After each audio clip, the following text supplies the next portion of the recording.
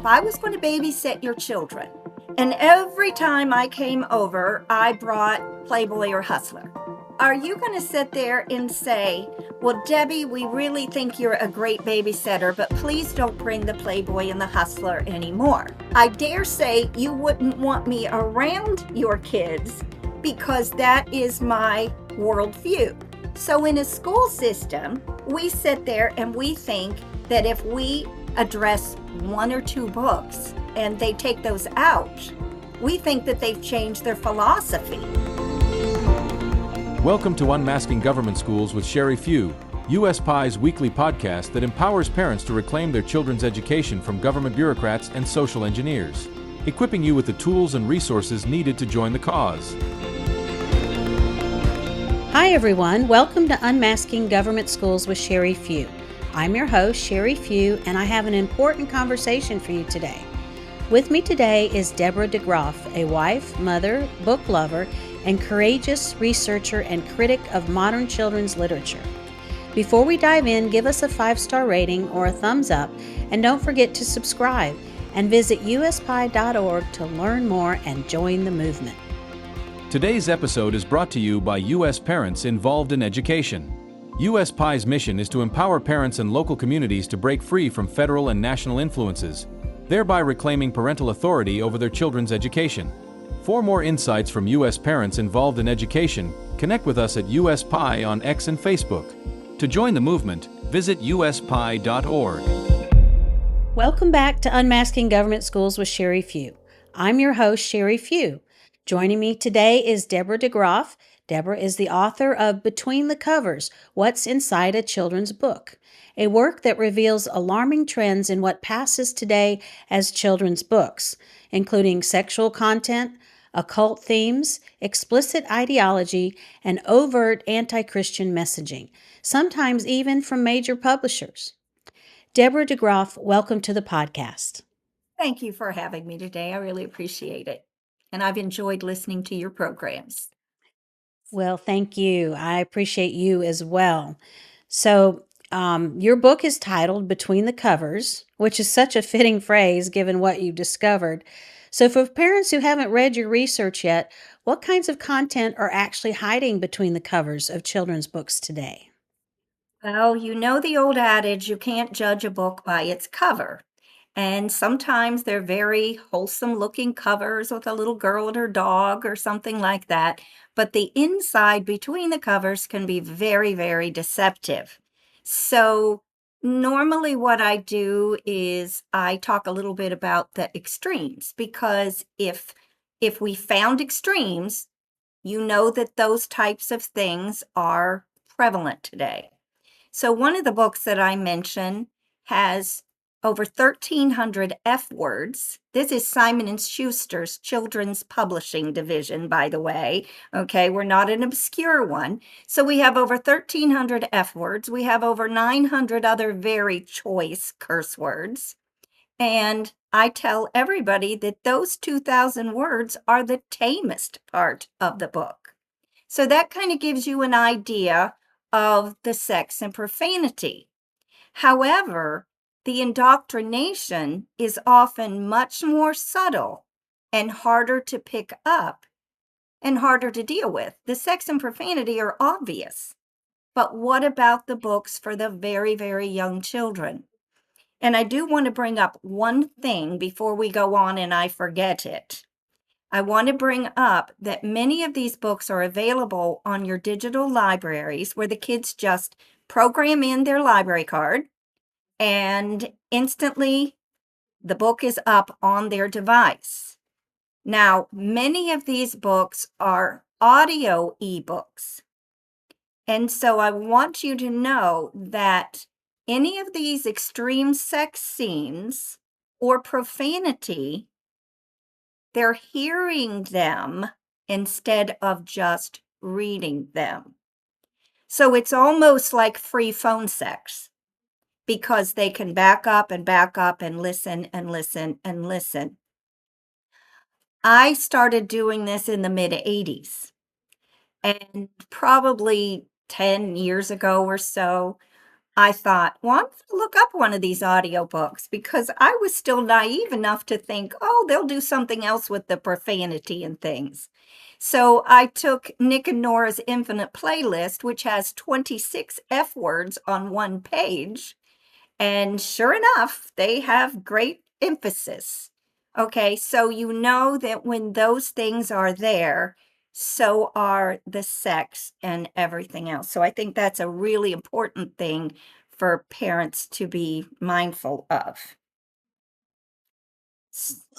That's really alarming. So when you say digital library, are you talking about access that children have through their schools? They're provided access to a digital library? I'm talking about your public libraries. If your child has a library Right. card, they Okay. have a number. Right. And so you just take 30 seconds and set up an account. And if when you go to the library Hmm. site, it will list whether it's just a regular ebook or whether it's an audio ebook, where they always have little headphones there.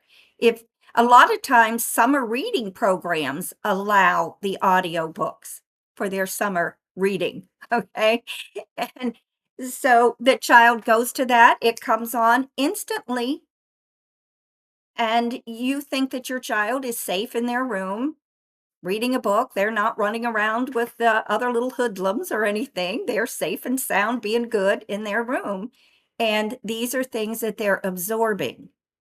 So the whole idea of what I try to do, it's not picking a book here and there, and if we eliminate that book, then all the world's going to be set aright. Okay, it's showing that there are patterns, trying to teach those so that parents are aware of what to look for, to protect their own children. Right, right. And I can see a parent, being innocent of what you've discovered and researched. And just as you Yes, said, you were naive in the beginning. So they get a library card for their child yes, and they have no idea what they have access to. yes. And, and talking about that too, when your child is a young child, do you remember how it was sort of a rite of passage when you were young to go get your library card? But the truth of the matter is, your parent takes you to the library. And there are exceptions, but part of the American Library Association decree is you're not supposed to be able to access what your child has checked out. Okay? Really? Because you signed for them to get the library card. Remember? If your child's in public school, do you remember the 130 papers you get the first night of all the things you're supposed to sign? Hmm. And, and all of a sudden they go to some really woke field trip or something, and you think, I never gave permission, but you signed those papers at the beginning of the year. And it's sort of the same thing. And I'm wondering now that they want to move all the books to a different area when it's in the library bill of rights that a child can check a book out of any section of the library. So, yes, they're not being bombarded with it right in the children's section, but unless something has changed, the Library Bill of Rights, they can check anything out of any place in the library. Now, one thing that I do advise, if your child is 7 or 8, who's driving them to the library? I dare say the child isn't driving. So do they need a library card, or could you just sign them out on yours? Okay, and Right. that might Right. be a good way of protecting some of that. I think that's perfect advice. Okay, so moving on, one of the most alarming things that you've documented is how Christianity is often misrepresented or subtly undermined in children's literature. So, can you Yeah. explain some of the common ways that Christian beliefs and characters are portrayed in in children's literature? Yes. First of all, they will start out, a lot of times with the LGBTQ literature would be a good example. And so they'll start out with, they'll have a pastor, or they will have a child who is a strong Christian. Okay. And then they will have the the LGBT child come in. They might even be having a Bible study. And so you might have actual scriptures used in there. But what they will do as the book progresses is the other child will question everything that they do. And by the end of the book, you'll find out how terrible that Christian really is, whether it's a pastor or whether it's a student. And so it negates everything about Christianity. And of course, they always come to the side of the anti-Christian, always. And I mean, it's so pervasive, and it's the same pattern used over and over and over and over. Now, in Christianity, anything is fair game. You know how everybody curses with Jesus or God, okay? But you don't do that with other religions. You don't say, "Oh, Buddha," okay? Mm-hmm. And so, anyway, I'm trying to get back to this. In the garden, you're allowed to do anything to deface Christianity. One of the books is called The Garden by Elsie Adenoff. And in there are four characters. The only four characters are God, the serpent, Adam, and Eve. And guess who the good guy is? The The serpent. serpent.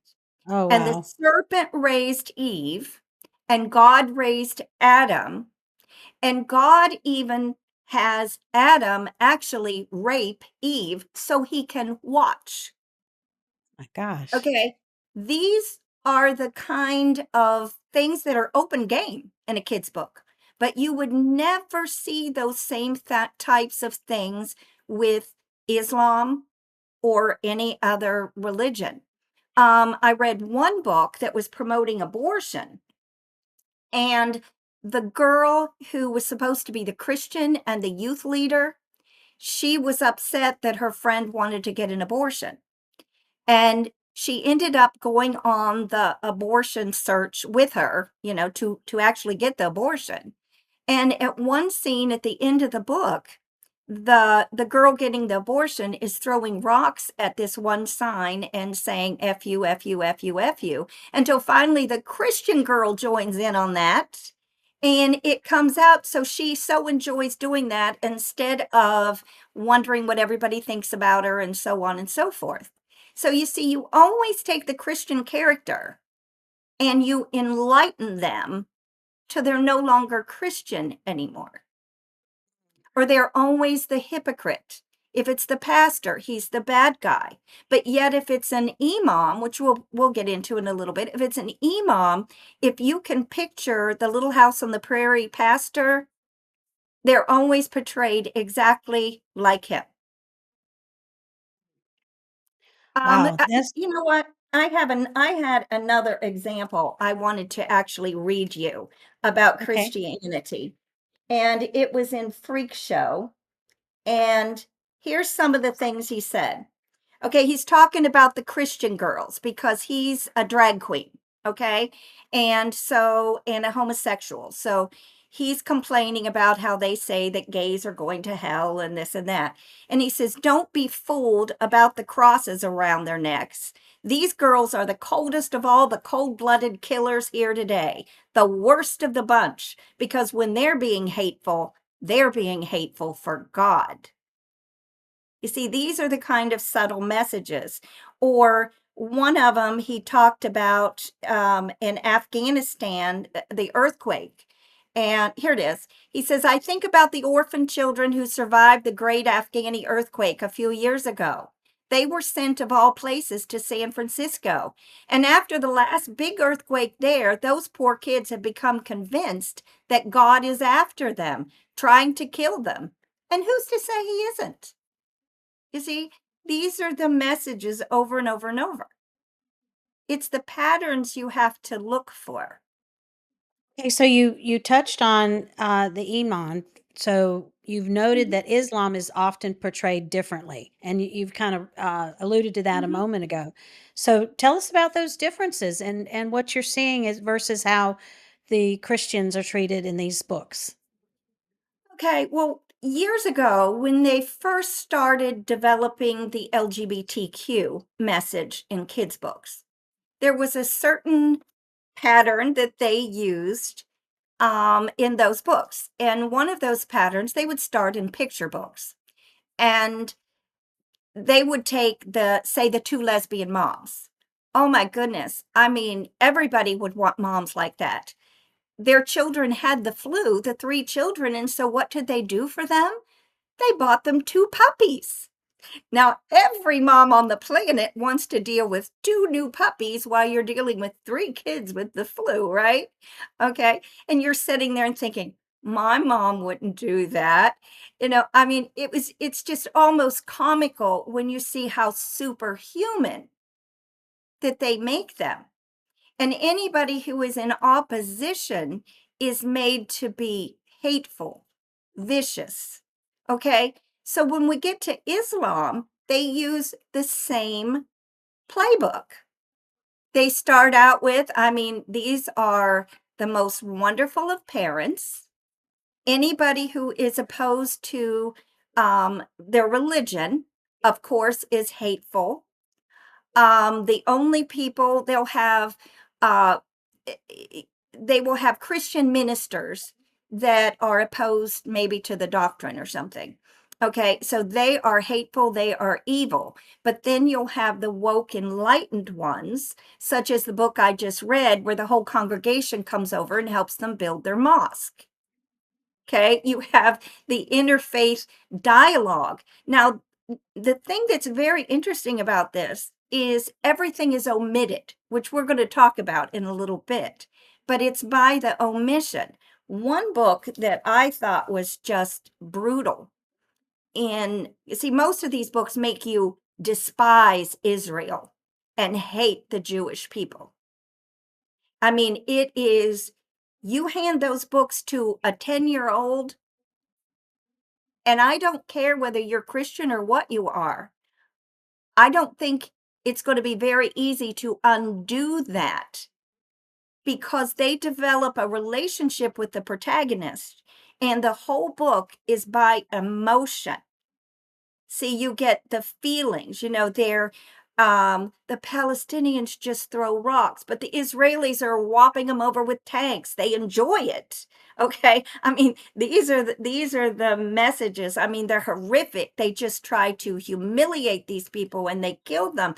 And even some of the terrorists that are real things that happen, they are absolutely neutralized and brought to acceptance by the kids through these books. Now, how many books does it take saying the same message, for it to take root? I don't have an answer. Maybe it will take one book. Maybe it will take a whole bunch. I will show you one thing. Uh, Anybody know who Linda Sarsour is? Yes. The Palestinian? Yes. The Palestinian American. Okay. This is her adult book. Simon and Schuster, she was one of the co-founders of the Women's March. Okay. Simon and Schuster has a special children's imprint called Salam something or other. Okay. And they took and made kind of like a Reader's Digest condensed version for 8 to 12-year-olds. Oh, wow. So this is that book. And you get done. You have to look at what the takeaway is in a book. The takeaway is Israel is evil, Jews are evil, unless they align. It's always an exception if you align exactly with hating, Israel and those things. But it's incredible. You have to look at these books not knowing what you know at your age. If that book is for 8 to 12-year-olds, you need to read it with the lens of an 8 to 12-year-old. I think you all know from all the education things that you have mastered in the last few years that along with not knowing reading or writing, they also do not know history and geography. So it's very easy to get these little children out there saying, from the river to the sea. They don't know what river, they don't know what sea, and they couldn't find it on the map if you told them. You see, we're exploiting these children, we're using these children, but you cannot imagine how many of these books are out there. And they're becoming very, very, very common. And people should read some of these very, very slowly, forgetting the history that you know. One of the books that bothered me the worst to make you hate Israel and the Jewish people, when you look at it, I isolate everything when I get done. There's no mention of Islam in the whole book. You do not know what they believe. Nothing about, the terrorism or anything like that. All of those things are omitted. And so it's very easy to draw a kid to a certain conclusion. Wow. That's really, I've heard a lot of things in my line of work and the things that we do at US Pie, but this has to be one of the most shocking, most evil things that I've heard revealed, because we are talking about very young minds, like you Yes. said, void of any real grounding in these issues, and especially children that love to read, and they just soak it up, and they want to become the character in the book. And what a Yes. heavy influence this is on children, and I had no idea it was so widespread. And it is it not? It's very prevalent, what you're describing. Yes, these are, people always, well, my child hadn't read that book. Well, that makes it okay. The philosophy's not there, it went away. But what I Mhm. want people to understand, it's not, you know, my issue that I've researched is not the sum total of everything you need to know. Mine is just a way that you can actually go see if I'm telling you the truth. You can go read the book for yourself. And you'll find out it's a whole lot worse than I'm saying that it is. But everything that I talk about is not just in children's books. And you know that. It's the curricula, it's social media, it's television, it's the movies, it's all Right. of those things. And so, you know how the Bible says, line upon line, precept upon precept. And this is what they're doing. Some kids aren't readers at all. So this part isn't maybe influencing them, but they're getting the same message from all of those other venues. Now, before we leave the Islam, I want to read you just a few quotes. Okay. She Okay. says, violence is not the answer, Baba says. Tell that to the Israelis. They started us. They punish us, so we punish them. Another part. Think about it, Hanny. They have billions of American dollars behind them. You blow up one bulldozer tonight and they'll bring 10 more tomorrow. Worse, they'll bring soldiers and tanks. Their Mossad will knock at our door, shoot us or throw us in prison, demolish our houses and the village too. How does that help anyone? Her friends Mm. all had a father, an uncle, cousin, or brother who'd spent months, sometimes years, in Israeli prisons. Amani listened to the stories of beatings, humiliation, and no trials. They hated the Israelis and their prisons. Everyone had a story of a husband, sub, brother, or cousin who'd been in an Israeli prison, or someone who wasn't allowed to cross the border. Now these are mild excerpts, really. I mean, we could have 17 programs just on these type of books, just on that subject. Well, it's no wonder that we've seen a rise in anti-Semitism in this country, and I'm sure that this has been going on longer than we'd like to know. Is there some kind of timeline that you can provide us as far as how long they've been doing Mhm. this? Yes, okay. There were a few books, just kind of here and there in the 90s mostly. But after 2001, all of these types of books had to portray the Muslims as the victims of 2001. And then also there was a resurgence after the October 7th. And in all of these cases, they are the victims. All the sympathy goes to them. Now, in the same time frame, there are an awful lot of books that talk about people who've came over here on expired visas. They came over here. I mean, they will even sit there and mention in the book that the families came over here knowing that they were going to stay, even after the visas, the tourist visas, expired. And so then they raise their families, and the message is that these are the nicest, most hardworking in the whole wide world. And now, they're in danger of being deported. This was before this latest issue of this. Okay. And so what do we do? So all the sympathy goes with these kids, and you're not allowed to say it was illegal what they did. See, they're just undocumented because we change all the terminology. And so this is how the kids, as we'll talk about later, probably the social justice warriors, and these have become some of their causes then. So they don't understand when you leave out all of the facts. Just saying undocumented and not illegal gives a different picture. Right. So this is a very intriguing topic. I have several more questions for you, but we need to take a short break. And when we come back, I'd like to ask you to share your thoughts on the methods of indoctrination used in children's literature. Don't go away. I'll be back with my interview with Deborah DeGroff right after this. U.S. Parents Involved in Education recently published a report titled, "Are Government Schools Redeemable?" Although it concludes that schools are irredeemable in their current state, the report offers thoughtful suggestions for beginning the long, challenging process of improving government schools. It also highlights the importance of maintaining a strong and independent alternative education system in the free market.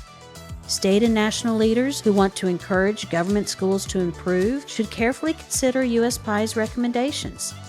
Elected officials must resist the urge to control education from afar and return authority to parents. When parental control is restored, education can begin to reflect the values and needs of families, which ultimately will help all children thrive. To join our movement, visit USPI.org and connect with us at USPI on Facebook and X.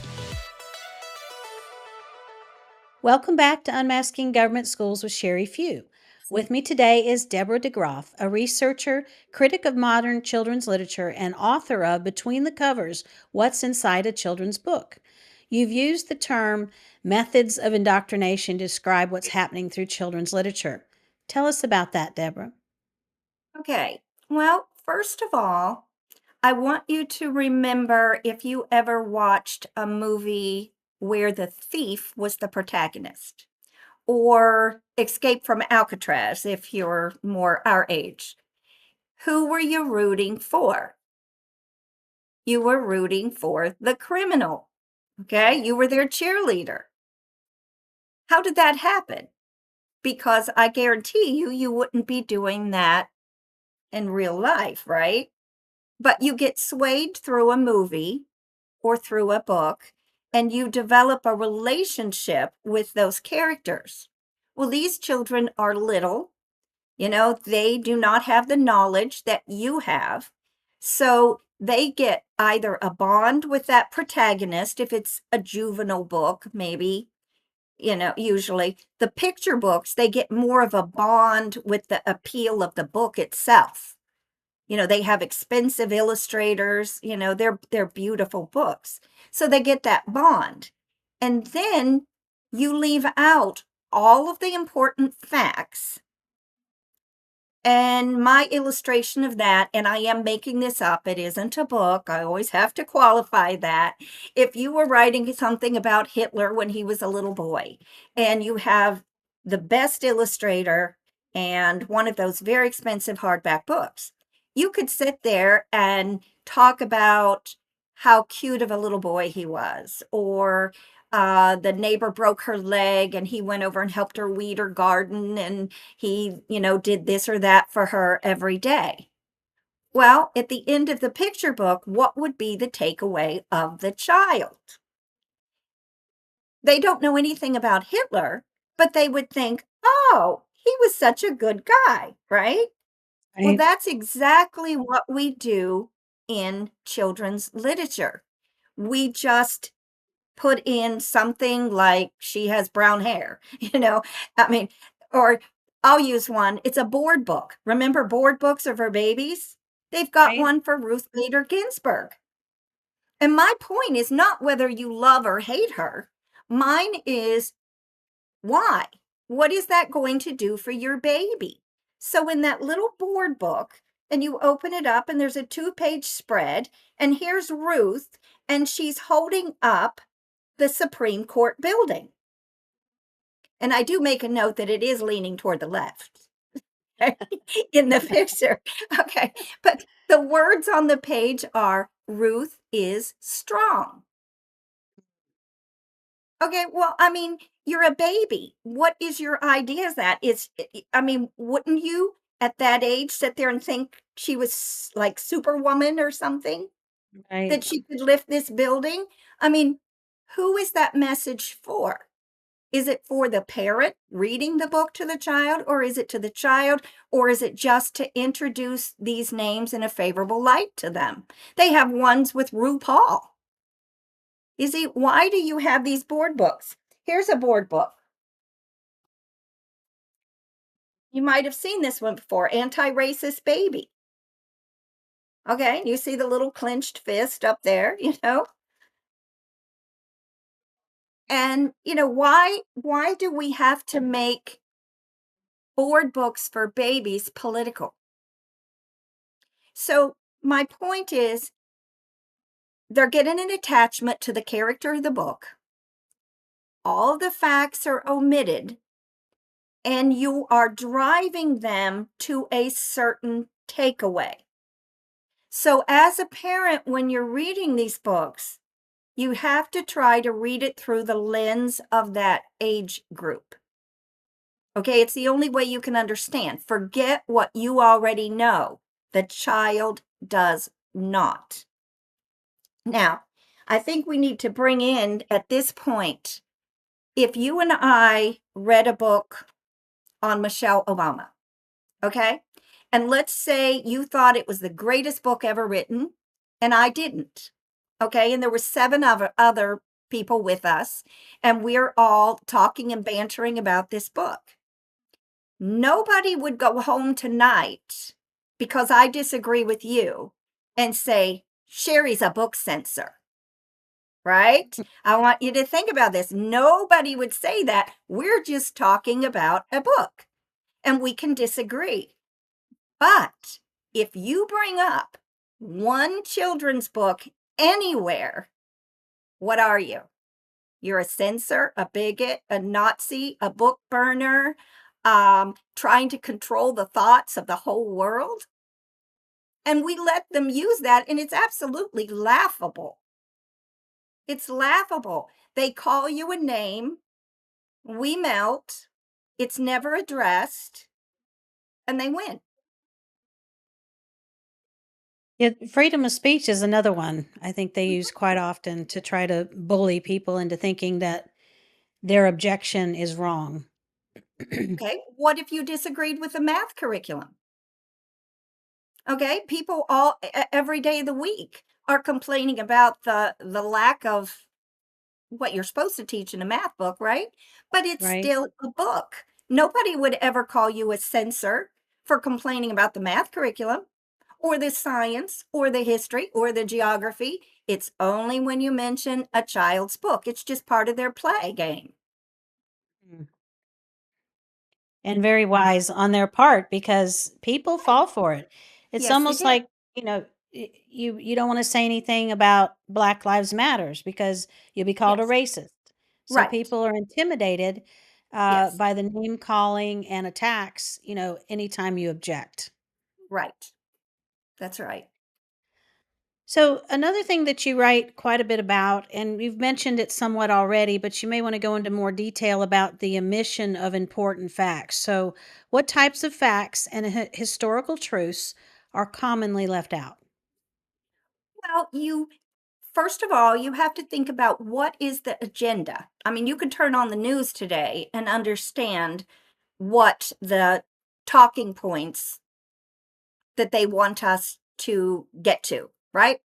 Okay. I mean, whether it is transgenders in girl sports, whatever it is, that's how they're going to lead you and that's how they're going to direct you. So, for example, in something like that, they would make up a character in a kid's book, and this poor child is so mistreated. This child is so bullied. This child, they know that they have always been a girl. And so by the end of the book, they are the lead female in the class play, or they are on there's even one with a wrestling team, where it's actually the biological girl that wins, which is very interesting. Okay. But however it is, you get so wrapped up on the abuse and the mistreatment of this child that whatever they do, now that you have to fight for it. See, because you're a social justice warrior. You've been trained, since first grade. And so it's just, there's dozens and dozens of causes, whether it's climate change, whether it's nuclear war. The children now, I mean, which we're going into the social activism, but they have the weight of the world. They're not allowed to be children anymore. I want kids to be kids. I want them to allow to be kids. About the time I graduated, they started all of the nuclear war movies, the nuclear holocaust. And you started learning that if you didn't do something, it was going to be your fault. Now go back to COVID. And the kids were learning, they had all the little songs about how many seconds it took to wash their hands, right? How many feet they had to separate from you. And they were taught that if they didn't do those things, these were in picture books. These were in picture books. Right when this started, I put 161 of these books on my website that they already had ready to come out immediately. And books don't get published that fast, let me tell you. Okay, all of these books. So these are for little children. And you think about it, they're taught if they don't wash their hands that much time, grandma could die. See, you could give her COVID and she's going to die. Whose fault is it going to be? What is wrong with us that we're putting that kind of pressure and insanity on children? And it makes me angry. We're using these children, we're exploiting these children, and it's no wonder they're nervous wrecks. I would be too. You look at Greta, you have Greta out there, Greta Thunberg, and the parents won't do anything, so we have to. And look at the anger on her. Right. Those are such good points you're making, and it really makes so much sense to me. And again, this is an area I have not done a lot of research in, but I see how it aligns, which you mentioned earlier, with the curriculum and other things that I am familiar with. Yes. And one of the things is the Common Core standards. One of the things that we objected to, gosh, it's been 15 years ago now that we fought the Common Core standards. And if you're not aware, they're still alive and well in Yes. every state outside of Florida. But those standards started in kindergarten with this idea of children having the responsibility to be activists.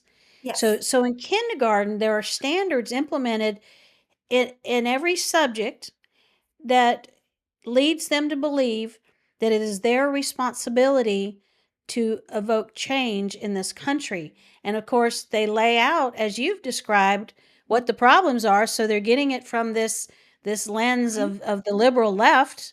These are the problems. It's Yes. climate change, whatever it is, oppression, Mm-hmm.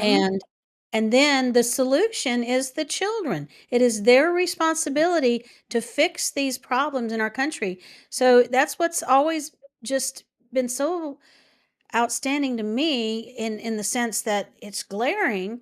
Why would we teach 5-year-olds that it's their responsibility to make change in our country, especially when they're being indoctrinated with the wrong information and then being led to believe that it's their job to fix it? Well, you already have it ingrained in them before they have any background to actually reason it out and process it. So, for example, if you're my child and I teach you, say I've got a meth lab in my basement, okay? And so I tell you, you can't ever go down to the basement, because there's this monster down there. And we can't get rid of him and he's going to kill you, you know? Well, you're going to believe that if I'm your parent, right? And so you sit there and you put all of these false ideas into the kids. And by the time they're old enough where you think they should know better, it's already ingrained. How many times in all the years you have done what you have done, have you taken actual documentation and presented it in front of someone? And when they get done, the words you hear are, I don't believe that. Okay. Yes. And Yes. does that make a difference whether you believe it or not if it's a fact? So we have the whole world. You have to remember, these kids have grown up now. We think that kids just stay kids, but the kids that have picked up a lot of these ideas that I'm talking about, they're already your community leaders now. You Community see? organizers. Yes, and organizers and mayors and governors and Mm. senators and everything in between. So we have a problem, but it's always easier to prevent something than it is to fix it. Right. And so we have to, as parents, we have to find ways. The government's not going to solve this. How are you going to make a law? We still have freedom of speech.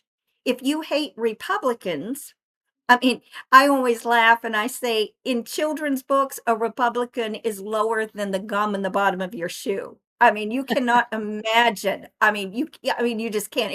You just have to laugh.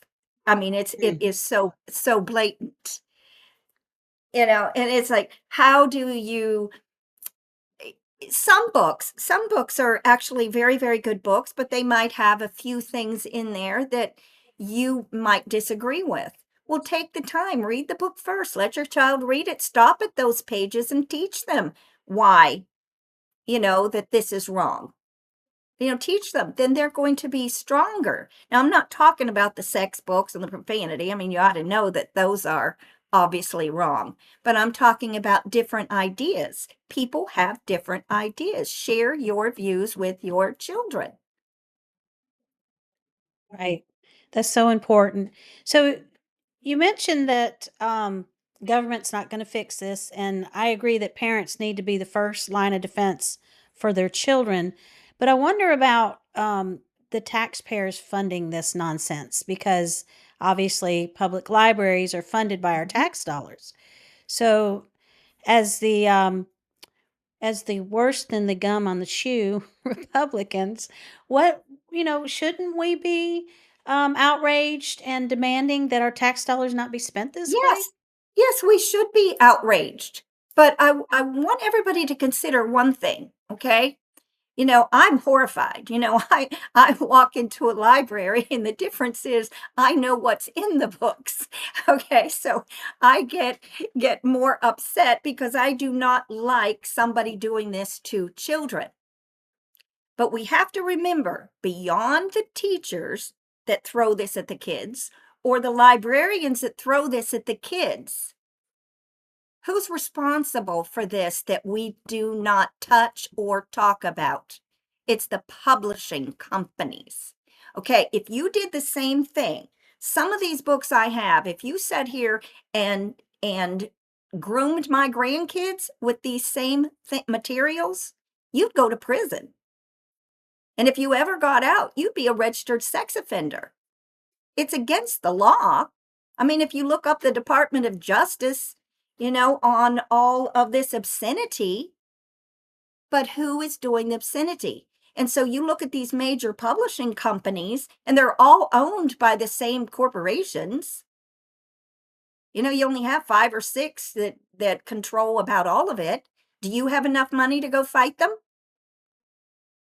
You So can see you that? name some Well, I of mean, those I was giving corporations? you I was giving you Simon and Schuster there. I mean, you Right, still right. have you're a conglomerate, so Mhm. you have, you'll have your CBS or NBC or any of these, and, they're all part of the same thing. Hmm. But they are producing materials that you would go to jail for. You'd go to prison for it.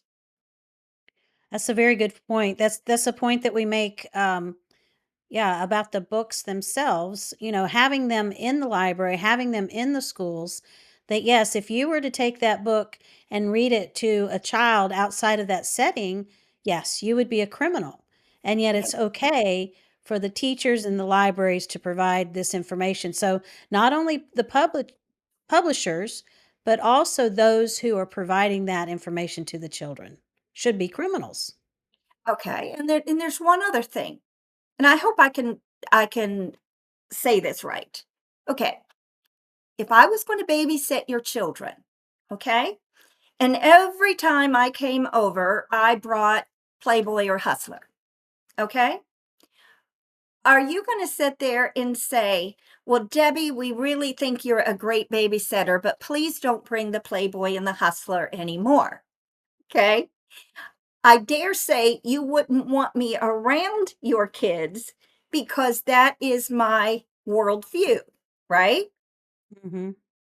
So in a school system, we sit there and we think that if we address 1 or 2 books and they take those out, we think that they've changed their philosophy.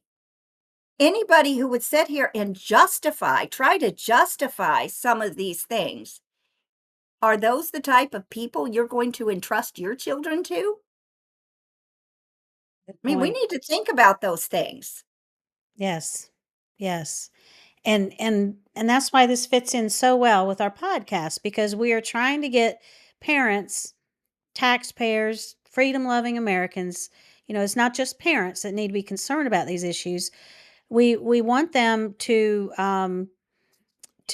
think differently, to think outside the box. That the whole government schools scheme, is that what we want? With the billions upon billions of dollars, I should say trillions of dollars being spent on government schools, and and we're allowing that. We're allowing that worldview, that mindset, those people that believe those evil things, and we're putting them in charge. And our children are under their purview. So you make an excellent point there. So we could probably go on, but we're running a little short on time. I need to take another quick break. And then when I get back, I'd like to ask you 2 questions that I ask all my guests before closing the show. Don't go away. I'll be back with my interview with Deborah DeGroff right after this. U.S. Parents Involved in Education is a nationwide nonprofit organization with the mission of ending the U.S. Department of Education and all federal education mandates. This vital mission is the first step in returning education to its proper local roots and restoring parental authority. U.S. PI envisions a world where parents are the undisputed primary educators of their children, where local schools operate in support of families. Respect for people, especially parents, is core to the U.S. PI vision. We believe parents have the right and responsibility to raise their children and to decide how their children should be taught and what they should learn. U.S. PI stands in the gap to protect parents' rights, to protect children, and to defend our country's freedom. To join our movement, visit uspie.org and connect with us at USPI on Facebook and X. Welcome back to Unmasking Government Schools with Sherry Few. With me today has been Dr. Deborah DeGroff, a researcher, critic of modern children's literature, and author of Between the Covers, What's Inside a Children's Book. Deborah, we close our show with 2 important questions. What concerns you most about what's happening in education today, and what gives you hope? Well, okay, as far as education, I'm going at it from the children's books, but knowing that it encompasses all of those issues of education. And my big concern is that even devout homeschool parents, sometimes they believe that anything that's in the library is safe and neutral. I still, after 40 years, I run into parents who actually believe that there isn't even a DAMN in a book. Okay. And, it's so far beyond that. And so all of a sudden, their children start picking up all of these strange ideas that are foreign to them and how they have raised their children, how they have trained them. And they wonder, where in the world did my child pick up an idea like that? And so I'm just trying to get them to understand and look at this issue so that they can prevent these things from happening. The children aren't getting radicalized after they go to the university, they are already radicalized. Another concern I have, and I list it on one of my articles on my website. There was a man, I don't know if it's his name or the name of his website, but it's Oak Norton on YouTube. And he talked about a Zahner Blosser curricula. And he starts at first grade. It was first through sixth grade. And he shows how these little tiny children, remember, they don't even know how to read yet. And they are taught to use persuasive words so that they can get the demands that they have met. So one of the illustrations is they want a new playground and they want a new equipment. And it'll say, use the word refuse because it will make the readers of the letter that they're preparing, and that's the adults preparing it, angry at them and make them think that they are hard to deal with. These are the things that they're learning in first grade. That's not the only curricula. I'm sure it's across the board because I have a friend that taught, and she used to in middle school, and she would say, I just don't understand why all the emphasis is on persuasive writing, because these are the things that you need to develop your social justice advocates. Okay, so these are your foundations for that. Then all of these books just reinforce that and give them a cause. We're not all into animal shelters, right? Or, so they have to have different interests for everybody. Maybe you're into the climate change, maybe, you're into something else, or, promoting the data centers, who knows? But there's a cause for each of you. Hmm. So that's what concerns you most. Tell us what gives you hope. It gives me hope that parents are finally starting to realize that all is not well in the schoolhouse. Okay. And so they're opening their eyes, they're trying to look, they're trying to keep abreast of what their children are getting. And this does give me hope. There's so many people out there that are trying to educate us on so many issues.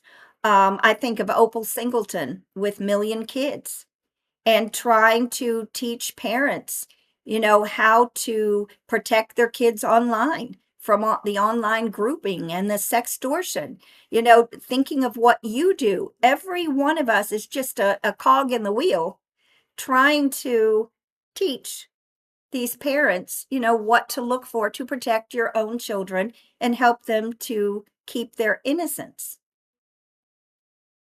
Amen. Amen. That's what gives us hope as well, is that we're seeing a change. We've definitely seen a shift. And I think that part of that shift has to do with people like you and our organization and others who are spending countless hours researching these topics, and finding different venues to expose what's happening. So I thank God for the many of us that are out there doing it. And I thank God in particular for providing the resources and the opportunities, like this podcast, for us to be able to share and expose what is very evil. It's just evil. There's no other way to describe what you've told us today than evil. It is pure evil. And so we see it throughout. And I really appreciate you, Deborah, and the work you've done. I'd love to have you back on again, maybe 6 months out or something, and we'll talk about new developments because we know this changes. It's fluid, and it just gets worse. It seems all the time. I think one of the biggest things that you said today that influenced me that parents should pay attention to is this idea of the library card. So make note, parents, your children don't need a library card. You have one, you check out the books for them, and that protects them from this digital library and the things that they can get into without their knowledge or consent. So I think that's huge. So again, I thank you, and I want our listeners to know how they can find your book and more about your mission. So share that with us, please. Okay, first of all, I forgot to address this. I am not a doctor, okay? But Okay. I am a grandmother of 15, okay? So, but, You can be the US Pie's honorary doctor for that alone. all right, thank you. But anyway, my book is out of print right now. I'm considering reprinting it in 2026, but right now you cannot get it. But I have a website that has a lot of articles on it, and those articles will teach a parent what to look for, what's out there. They're very, very informative. One of the things that's very important is reading levels, because we have dumbed the kids down when we threw the phonics out. And so I have articles on that I think would be very helpful to your listeners. So what's that website? What's inside childrensbooks.com. All lowercase, no apostrophes, just what's inside childrensbooks.com. Okay, great. Perfect. Well, thanks again, Deborah. I sure appreciate you being on the show today. And thank you to our listeners. And if you found today's discussion eye-opening, please share this episode with a friend, give us a 5-star rating, and subscribe to stay informed. You can connect with us on Facebook and X at USPie and visit uspie.org to join the movement. Until next time, I'm Sherry Few. Thank you for your support of USPie and our efforts to unmask government schools. U.S. Parents Involved in Education is a nonprofit coalition dedicated to restoring local control of education and parental authority. By empowering parents to reclaim responsibility for their children's learning and encouraging states to move away from federal influence, U.S. PIE seeks to create a culture where parents are the primary decision makers in education and schools support families without the burden of federal mandates. If you want to start a state or regional U.S. PIE chapter in your area, please visit uspie.org and complete the brief questionnaire in the chapter section.